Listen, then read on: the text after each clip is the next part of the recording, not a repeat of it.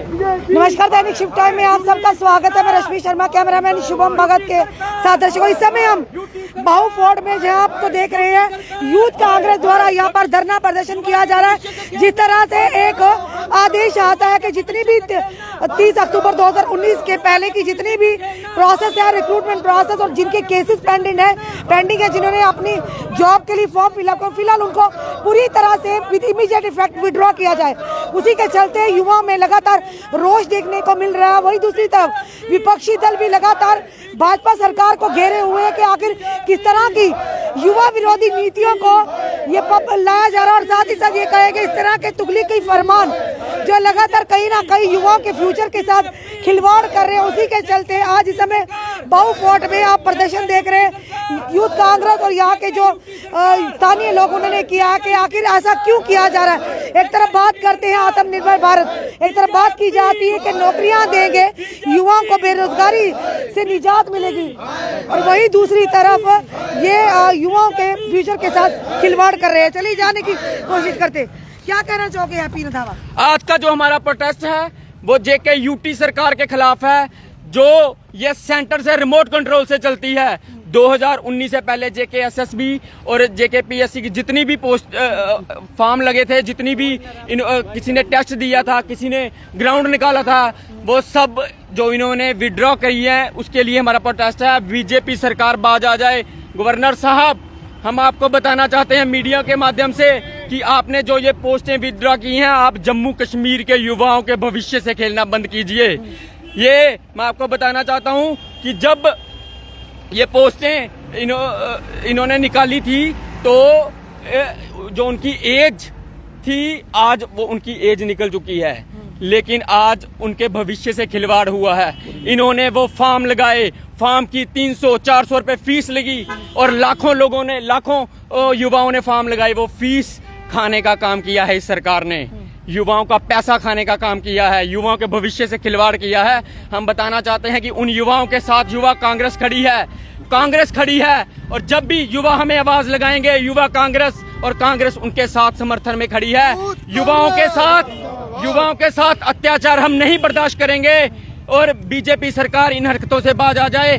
युवा कांग्रेस उनके साथ हमेशा पहले भी खड़ी थी, आज भी खड़ी है, और आने वाले समय में उन युवाओं के साथ खड़ी दिखाई देगी। बॉर्डर बटालियन का क्या कहेंगे, जिन्होंने 3 साल से वेट किया कि अब उनका रिटर्न होगा, जो मेडिकल फिट थे, लगातार वो प्रदर्शन कर रहे, रोडों पर है, पुलिस बल का भी प्रयोग किया जा रहा है, उसके बारे में आप क्या कहेंगे? देखिए, 3 साल पहले उनकी एज, सपोज कीजिए किसी की एज 20 थी, 21 थी, आज वो 3 साल ओवर एज हो गए हैं। ये इन्होंने क्या किया है, हमारे जम्मू कश्मीर में जो एक स्टेट सब्जेक्ट था, वो फॉर्म जब 2019 में लगे थे तो वो उस स्टेट सब्जेक्ट के तहत लगे थे, लेकिन इन्होंने डोमिसाइल बनाया। आज उसमें वो डोमिसाइल वाले जो 8 साल 10 साल से जम्मू कश्मीर में रह रहे हैं, वो भी वैकेंसी ऐड होगी। हमारे जम्मू के युवाओं के लिए इन्होंने क्या सोचा है, उनकी ओवर एज हो चुके हैं, लेकिन ये सरकार को कुछ नहीं दिखाई दे रहा है। ये गूंगी बहरी सरकार है, ये युवाओं के साथ अत्याचार करने में लगी है, युवाओं के फ्यूचर से खेल रही है, लेकिन इसको हम कभी बर्दाश्त नहीं करेंगे। चलिए सर से जाने की कोशिश की। सर, कहा गया था कि इंडस्ट्रीज आएंगी, यहाँ पे युवाओं को रोजगार मिलेगा, खुशहाली होगी। सबसे पहले अपना नाम बताइए। मेरा नाम मंगत राम है, और मैं कांग्रेस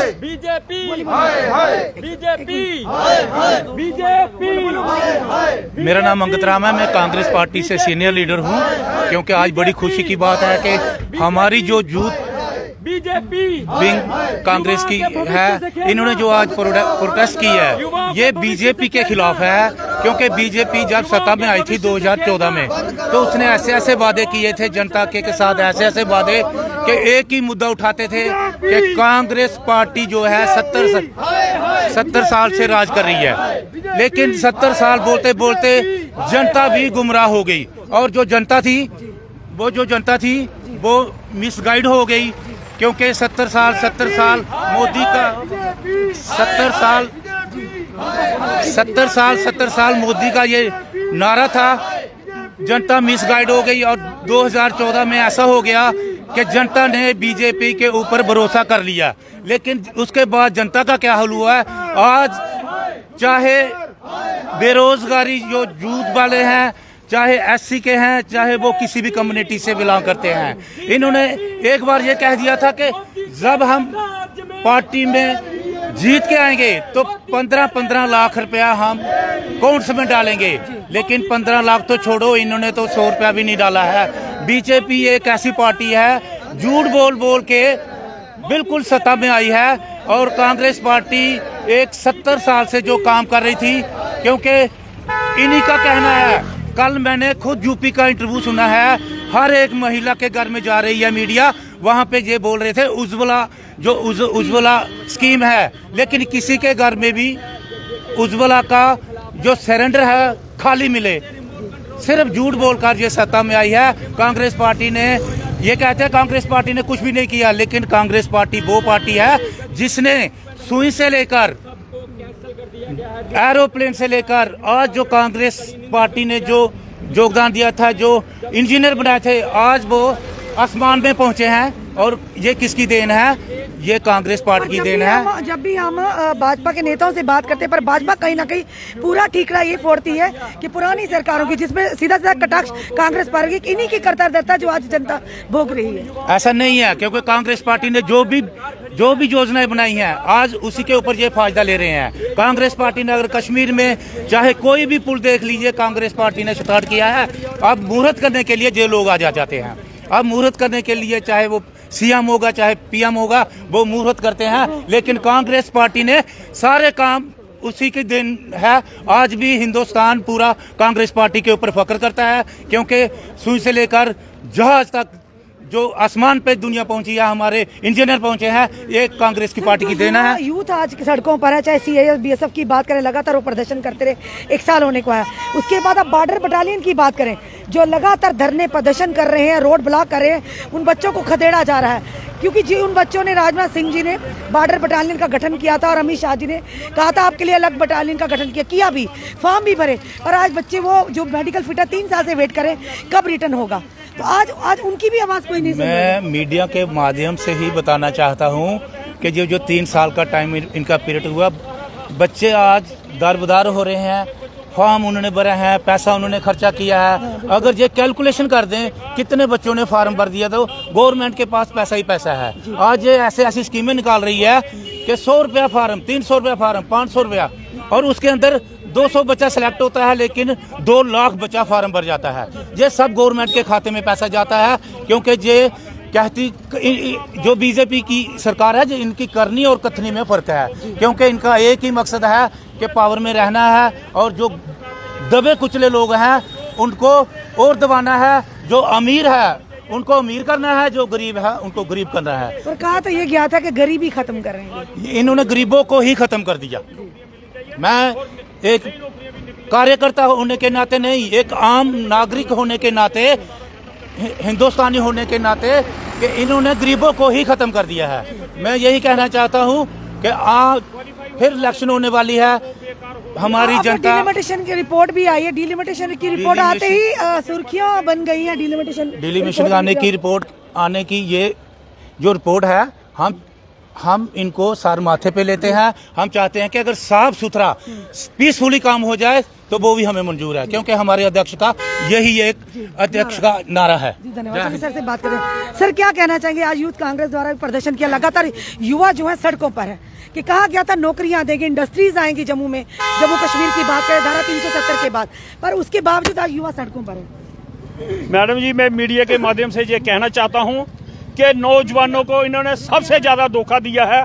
जब बीजेपी सरकार 2014 में आई थी, बड़ा स्लोगन दिया था कि 2 करोड़ नौकरियां निकालेंगे और हर घर रोजगार देंगे, लेकिन आज वो रोजगार जिन बच्चों ने क्वालिफाई भी किया है, चाहे सीआरपी के हों, बीएसएफ के हों, 3 साल पहले जो 21 साल के थे या 22 साल के थे, आज वो 25-26 साल के हो गए हैं, क्या वो दोबारा क्वालिफाई कर सकेंगे? ये हमारे बच्चों के साथ बहुत ज्यादा धोखा हुआ। अब इन्होंने रिसेंटली लिस्ट निकाली है, पहली लिस्ट तो निकाल दी, दूसरी लिस्ट निकालनी थी, लेकिन उस लिस्ट को भी इन्होंने कैंसिल कर दिया है। जिन बच्चों ने इतने फार्म भरे थे, लाखों के हिसाब से करोड़ों से लोग, इन्होंने पैसा इकट्ठा कर दिया, फार्म भरने का काम कर रहे हैं, लोगों से, बच्चों से फार्म भरवा रहे हैं, लेकिन जब नौकरी देने की बारी आती है तो ये नौकरियां कैंसिल कर देती हैं। इससे सरकार ने धोखेबाजी बच्चों के साथ बहुत जबरदस्त कर दी है।